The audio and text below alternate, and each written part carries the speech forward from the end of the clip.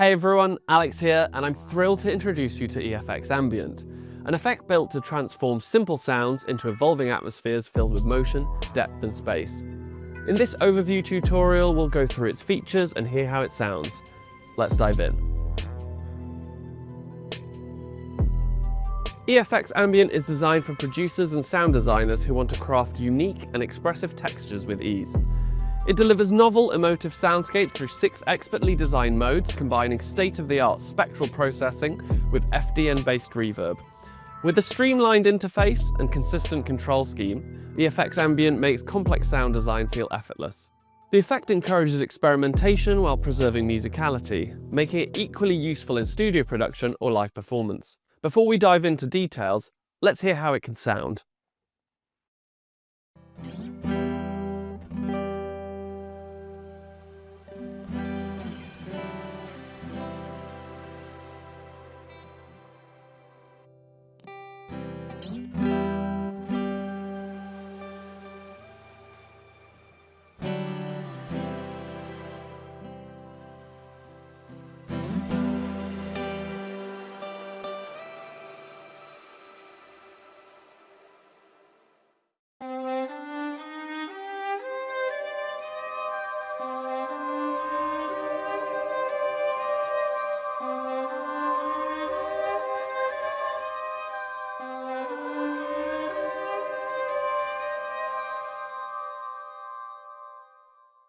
First off, let's explain the core concept behind Efx Ambient.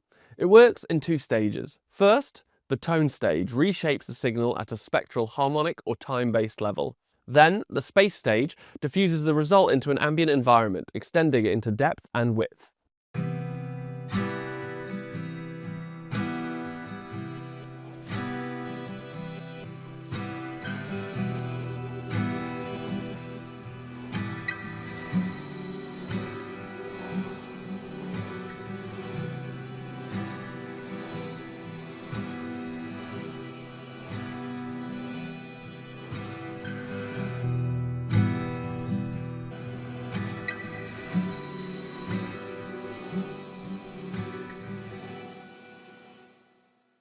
Think of tone as designing the object and space as placing it inside a world.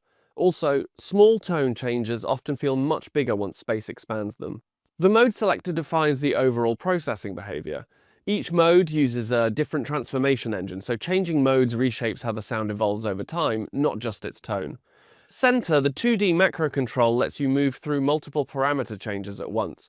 It's designed for expressive, performance-style shaping. The visualizer reflects the intensity of the current processing.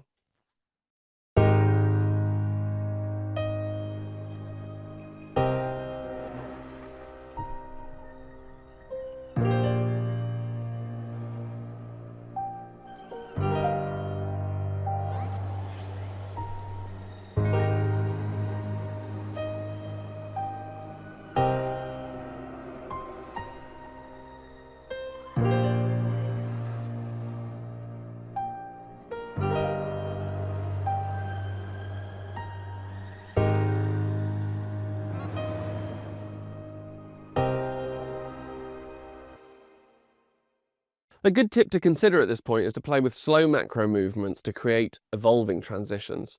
Factory mappings often separate spatial change on one axis and tonal change on the other, making exploration very intuitive. Let's chat about the common parameters in the tone and space sections.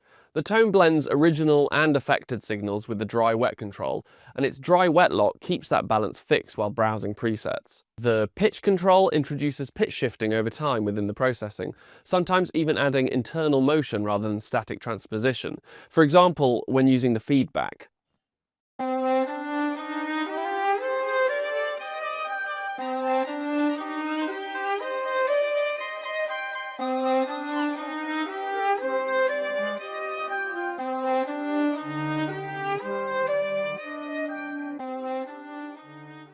Other parameters in the tone section are different for each mode, and we will describe them later.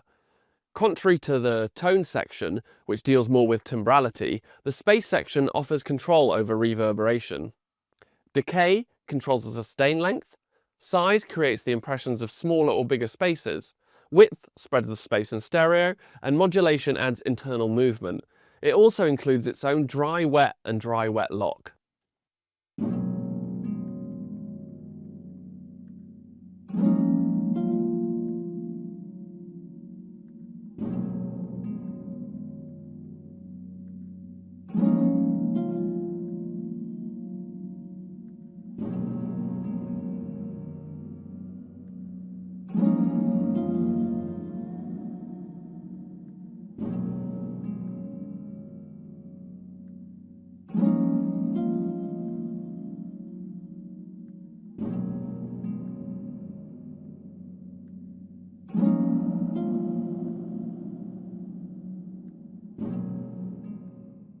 Although these controls are shared, each mode interprets them differently. A good example of that is the woven mode, where higher values of the decay increase the pitch for the wet signal.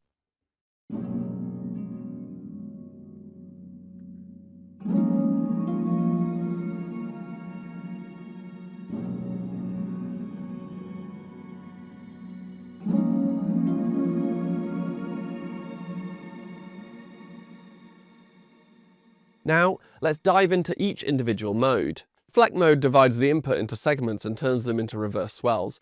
Its space response is pitched down, adding weight and density.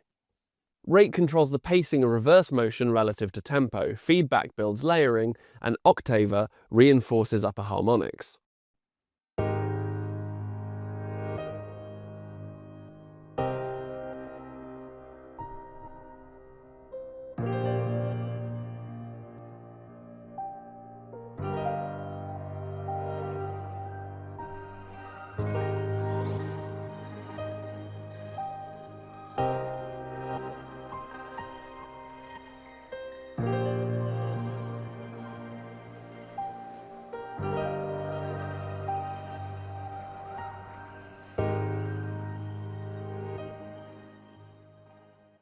Try to use slower settings with higher feedback to build more tension beds. Because rate follows host tempo, tempo changes reshape the motion timing. Woven mode creates tape-infused stutters and interlace repeats, paired with an upward-shifted spatial response that adds shimmer. Character shapes tape-style coloration, rate defines repeat density, and feedback builds repetition layers.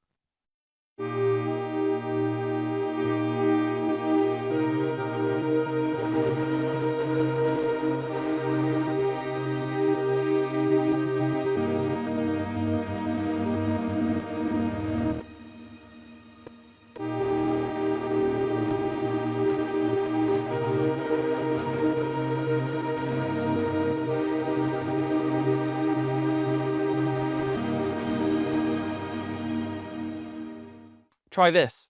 Higher character settings push the lo-fi tape flavor. Since rate follows tempo, woven works beautifully on rhythmic material. Siren Mode stretches and blurs harmonics into a resonant cloud. Distortion shapes tone, resonance increases feedback intensity, and retrig briefly suppresses resonance when new transients arrive, keeping the texture responsive.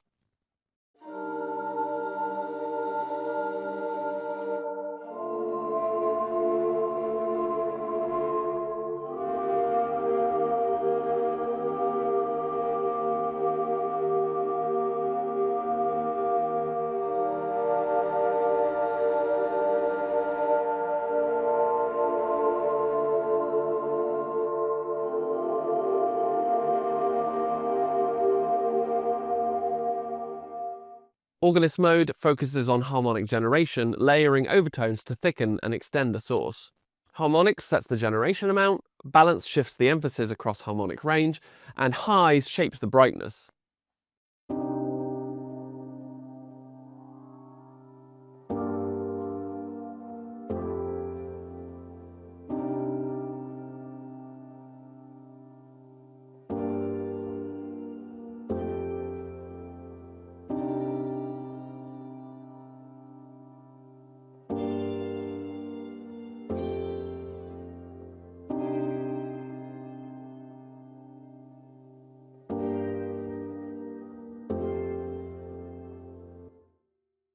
A great approach is to use moderate harmonics to add subtle richness. Higher values create sustained, organ-like textures, especially with wide space settings. Codec mode introduces digital degradation, inspired by lossy audio compression, creating spectral artifacts, dropouts, and freezes. Crushing reduces resolution, MP3 adds compression-style artifacts, and freeze captures spectral fragments into sustained digital textures.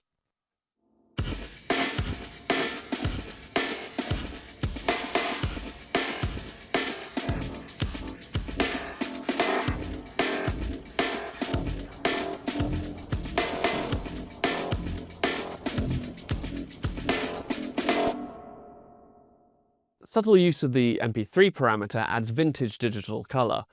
Combining crushing with large space settings produces washed, degraded ambient layers. Sunken mode creates deep underwater atmospheres using germanium-style saturation, tonal filtering, and syncopated motion. Distortion adds density, drops introduces uneven tempo-following fragment patterns, and filter shapes darkness or clarity.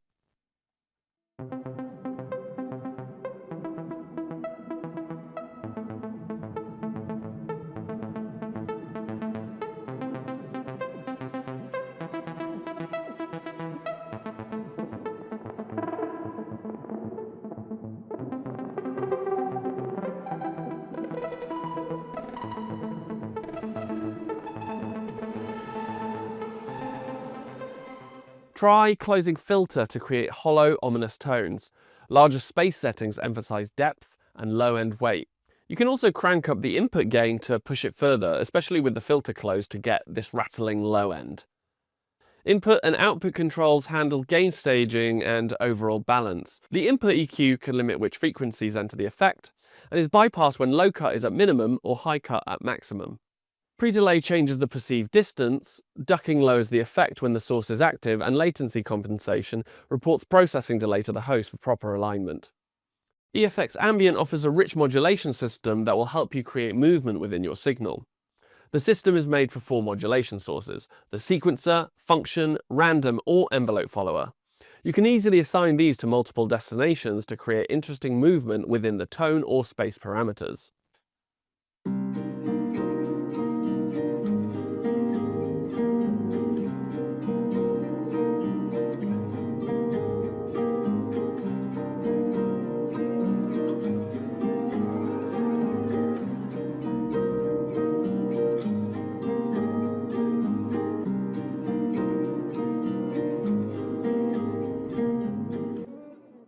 Sequencers add rhythmic motion, functions create evolving curves, while random introduces unpredictability, and finally, the envelope follower makes the effect respond dynamically to incoming audio.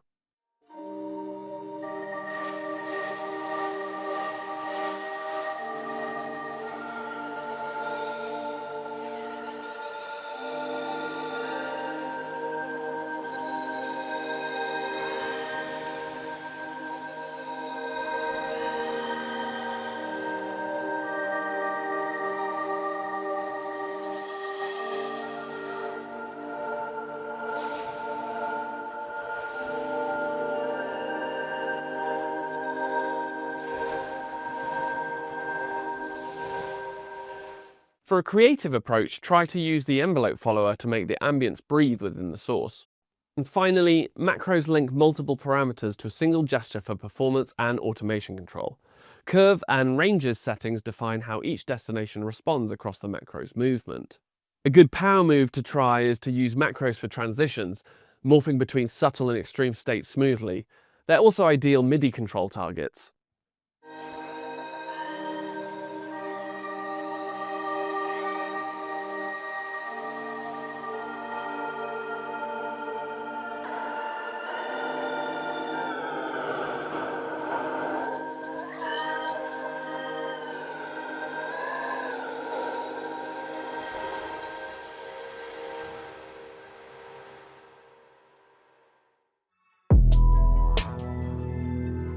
And that's it for the tutorial. Hopefully this video helped you to understand what Efx Ambient is and how it can be used to enhance your productions and generate ideas.